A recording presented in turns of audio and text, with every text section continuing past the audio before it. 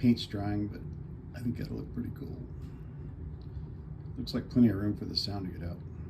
I'll have the speaker aimed right at that. Okay, iPhone 6 speaker mounted. It's flush with this step here. And it's pointed right at the cutouts here. So, should work. Little gap should give it kind of a chamber too for maybe a little bit deeper sound. We'll see. So here's where I think some confusion comes in about isolating motors. What I'm going to do on this Rivarossi, you can see it picks up one rail from this wire here that goes back to the tender. It also shares that wire up to the headlight here, which is insulated, touches the back of the incandescent bulb. The bulb frame is sitting in another mount that's grounded to this chassis. It's metal underneath this plastic here anyway. So a screw comes up through here and grounds it. This side of the motor gets its power from the other rail by being grounded to the chassis right here. So I'll clip this, unsolder that. I'll use this as a power pickup for the decoder for whichever rail it is, right or left, I'm not sure. This particular locomotive picks up power only from one rail on the locomotive side, and it looks like it's the right side. So power hits these wheels, goes to the chassis, and powers this side, which comes up through here. So this is the right rail basically.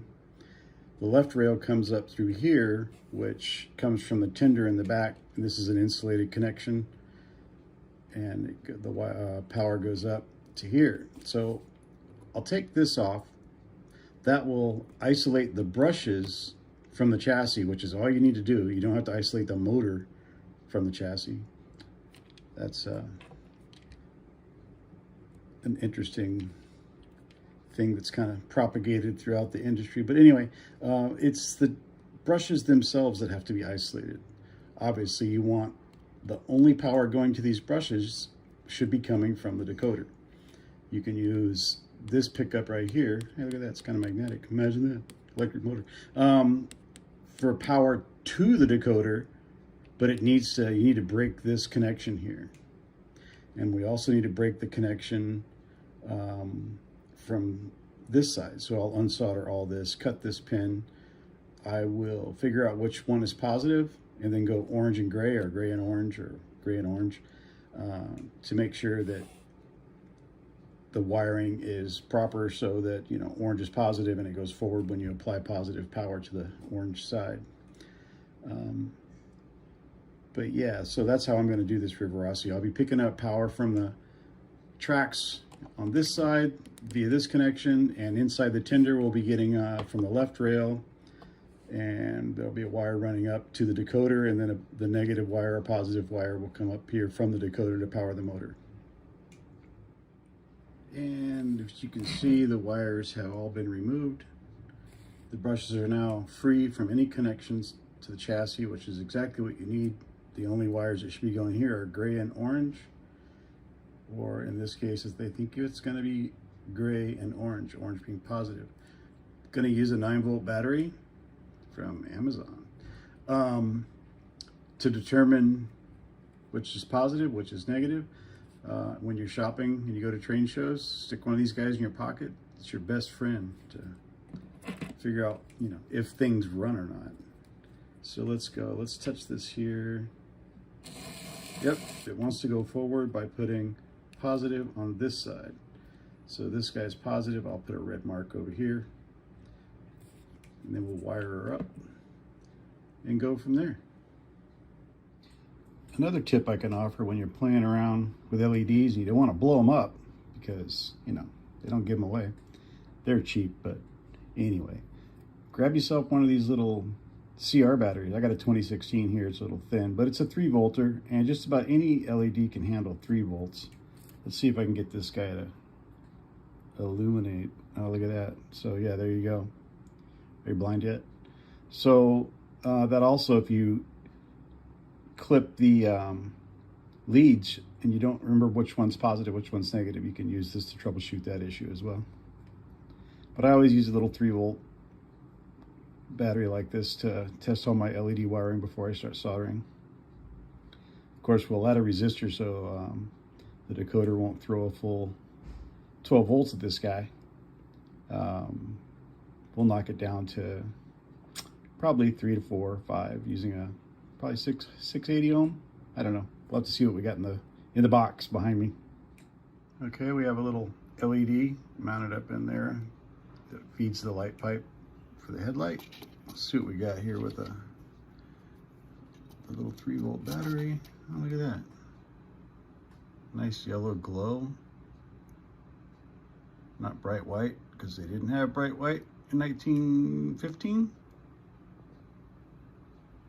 That's just the connection because of my thumb. But okay, got a resistor on our negative side. Now we can use the 9-volt. Let's see what we got. Oh yeah, nice. So that's ready to hook to the decoder. We'll put some heat shrink tubing on, and we're good to go.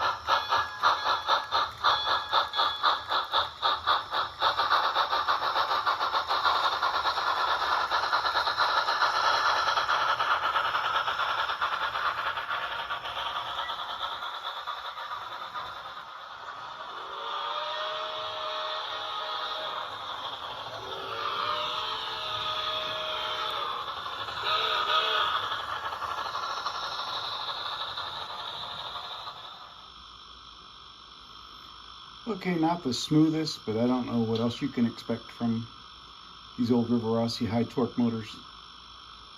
Probably shouldn't run them slow anyway, because the way they're geared, I think they probably tend to get hot running slow. these guys were designed with, you know, transformers in mind and people thinking they're slot cars. But anyway, that's another story. Let's try speed step 1 of 28. A little jerky. Not bad.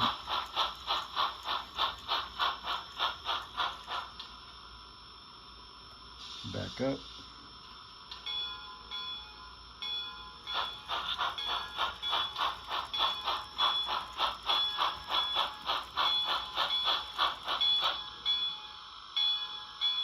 So that's speed step 1. Like I said, it's not too bad for how old it is and what it is. Speed step 2.